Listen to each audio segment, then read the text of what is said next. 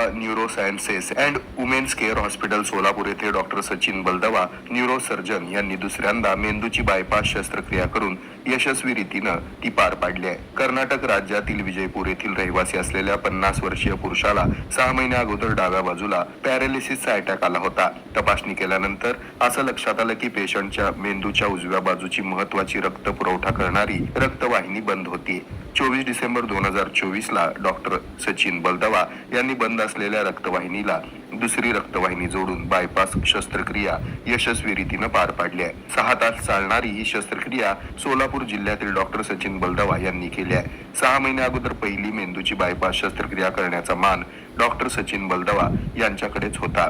मेंदूचे 2 पेशंटचे बायपास शस्त्रक्रिया करणारे सोलापूर जिल्ह्यामधील डॉक्टर सचिन बलदवा हे एकमेव न्यूरोसर्जन आहेत.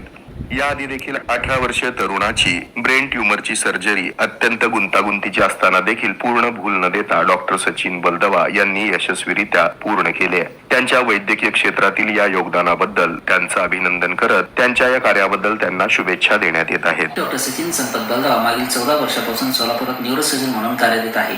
4 दिवसा अगोदर S Baldawa neuro science and women's care hospital Vasant Vihar Solapur येथे मेंदूची बायपास शस्त्रक्रिया यशस्वी पार पाडण्यात आली. आपल्या सगळ्यांना हृदयाची बायपास शस्त्रक्रियेबद्दल माहीत आहे, पण मेंदूची बायपास शस्त्रक्रियेबद्दल आपल्या कानावर कधी येत नाही, आपल्या ऐकण्यात येत नाही.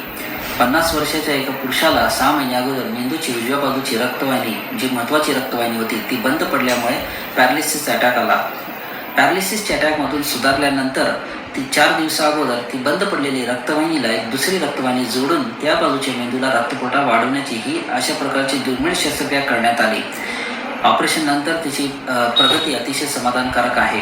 हा ऑपरेशन 6 तास चालला होता आणि ह्या ऑपरेशन अतिशय दुर्मिळ आहेत.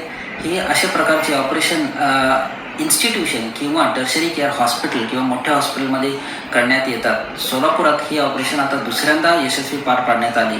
6 महिन्या अगोदर 30 वर्षाच्या एका पुरुषामध्ये अशाच प्रकारची शस्त्रक्रिया करण्यात आली होती आणि आता अशा प्रकारची शस्त्रक्रिया सोलापूर जिल्ह्यात होत असल्यामुळे सोलापूर आणि सोलापूरच्या आजूबाजूच्या परिसरांच्या पेशंटची सोय होऊ शकते.